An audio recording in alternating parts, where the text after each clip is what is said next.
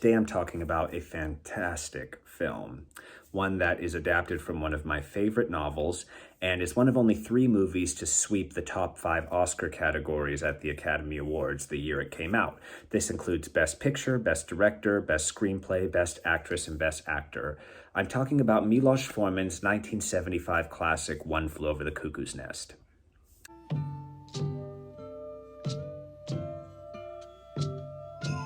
Milos Forman is a fantastic director who I often believe disappears into his work, which is a skill inside of itself. He's not somebody who takes a style and uses it throughout his career. He loves to take the story and bring it to the forefront of his pictures. And he does so with a great sense of humanity and a great sense of humor. And One Flew Over the Cuckoo's Nest is one of the finest examples of this in his work. The film stars Jack Nicholson in one of my favorite roles of his career. Do you think it might be possible to turn that music down so maybe a couple of the boys could talk? He plays Randall McMurphy, who is a very impulsive, very wild character, and is also one of my favorite characters in literature. And Randall McMurphy is placed into a mental institution because of he was acting up on the work line. He was put into prison for statutory rape, and while he was working, he started to exhibit some behavior of mental health issues, and he was put into the asylum. And there's a question throughout the film if he is truly crazy or if he was just acting up on purpose to get out of work in prison. If there's anything wrong with your mind, really? Not a thing, Doc. And this film is wonderful in that it never truly answers that question. It allows you to make assumptions for yourself, and it does this for a number of characters. Another fantastic character that rides this line of ambiguity is Nurse Ratched. Nurse Ratched is one of the greatest villains in film history. She is ambiguous, she is cruel, she is conniving and calculative, and it allows you to feel and project your own frustrations with her character back at her without her really having to do or say much. The performance is by Louise Fletcher, who is phenomenal in this film, and the greatest moments of her character are just her staring and you wondering what exactly is going on inside of her head. Great Mickey Mantle now. Yeah. Here comes the pitch. Mantle swings. And when she does speak, she uses such restraint and such pinpointing words that bring out the anger and actually objectify and abuse these patients that she has power over. Your tub room privileges have been suspended, and your cigarettes have been rationed. And she's a great representation not only of the abuse that goes on of people who are mentally ill in the asylums, but of the way power can be abused in any regard, whether it be at a prison, in a workplace, in politics. Wherever power is found, a connection can be made to this character. Other great things about this are a lot of the supporting cast. The patients in the asylum all have wonderful, wonderful personalities and are portrayed by fantastic actors. Standout for me is Brad Dourif as Billy Bibbit. Brad Dourif is one of my favorite lesser-known actors. I always want to represent his work and talk about it, and I think there's so much to be found in him. Some of my other favorite work of his is from Blood by John Huston and also The Indian Runner. He is a chameleon. He is able to take on a life completely through his eyes and through his words, and is so sympathetic, and this film does an excellent job of using all of his acting skills to the fullest. Another fantastic actor is Will Sampson, who plays the Chief. I love the Chief as a character. He's one of my favorite characters, not only in the film, but in the novel. And this is because for the majority of the film, he doesn't speak. and they actually think that he is a mute. And he doesn't reveal this until much later, after a scene of violence and a scene where he does finally choose to act out against the tyranny and oppression that is being presented to these patients. And Samson does a really great job of, much like the Nurse Ratched thing, staying stoic and keeping you guessing as to what's going on truly inside his head. You're wondering if at first, because we don't know where he lies on the spectrum of being deaf and of being and mute, but also we don't know where his mental stability is. And when he speaks, we actually feel, or at least I actually feel, that he is very coherent. And he is kind of in line with McMurphy, where there's a lot of awareness of what's going on against everybody, and he is choosing a different route.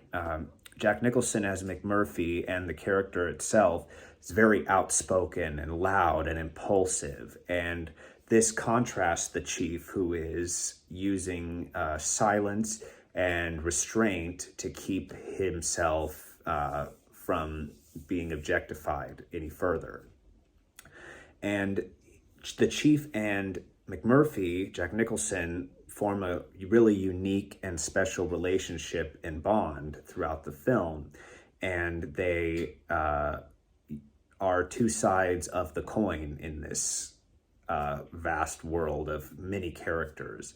Other standouts are Cheswick and an early performance from Danny DeVito, which is always great to see.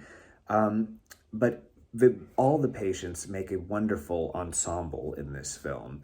October, the banner, the stars. Oh, say, can you? The World Series. Raise your hand up, Jim. By the dawn. There's some really great moments, them just playing games like Monopoly or cards. There's a really fun scene where McMurphy is fighting against Nurse Ratched and the staff of the hospital because he wants to see the World Series on the television, and he tries to get a vote from all the patients. And before he can get the final determining vote, which would flip to the majority, Nurse Ratched closes the vote. And the final voter, the chief, raises his hand. Chief! The chief! Ah! And makes the majority rule, and Nurse Ratched says, sorry, the vote's closed and we're not going to turn on the ball game. And so Jack Nicholson just kind of sits himself down after letting Nurse Ratched know how he feels. I want that television set turned on right now! He sits himself down in front of the TV, which is off, and just starts pretending like it's on and he's the announcer, and it gets all the patients worked up, and they just have such a fun moment together. And you realize that these guys have the ability to have a great time, and that they don't always get to express themselves in that way. Swings! It's a lot of fly ball and Eagles center! It's going! A lot of this film is very disturbing, and it's sad when you are thinking about the things it's representing, the oppression it's representing. But one thing I love about Milos Forman is that he always seems to integrate a ton of humor into his films. One of his early films, The Firefighter's Ball, is a pure comedy, and he did start in comedies and has worked in comedies since this film as well. And I think this really amplifies the message of the film and allows you to kind of relax into it and feel better as you're watching it, because you know it's tackling such heavy themes, but you're able to still laugh along with it and enjoy yourself. The plot is exciting. There's wonderful scenes and divergences from the book. There's something that they changed that I've always found interesting in the book, is that there's a fishing trip, and most of the film and the book takes place within the walls of the asylum. And they were even considering eliminating this fishing trip and keeping the entire film contained inside the asylum to give you kind of a claustrophobic feel. But they decided to keep this scene in, and I do think it's very important. In the book, McMurphy starts plastering up posters to go on a fishing trip.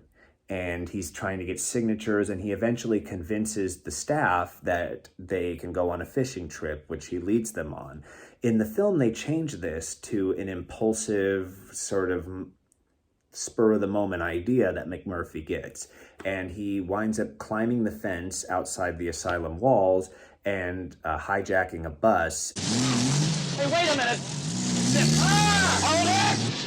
See how easy it is? And this does something to the character of McMurphy, which shows a bit more of his impulsive and wild side, but also that he is just looking for a good time, and it seems like the world can't cut him a break. There's so many great performances in this film. Another one I have to mention is Scatman Crothers, who I love in so many films. One really notable is The Shining. He is a charismatic old guy, and he is the night watchman for the asylum. And towards the end of the film, he gets caught up in the shenanigans of McMurphy and of the other patients. And it is kind of the last hurrah before the film takes a really dark turn. And I just always enjoy watching his work and listening to his music. I think this film is important. I think this film should stay alive and should have a breath of new audiences all the time. And I do believe that it will stay relevant forever, because the dynamic of power struggle and the dynamic of oppression is always going to exist in humanity. And this film tackles it in a way that isn't so... doesn't draw its own conclusions. It asks you, the viewer, to draw conclusions. And I hope you'll take the time to check this film out and enjoy it as much as I did. Thank you.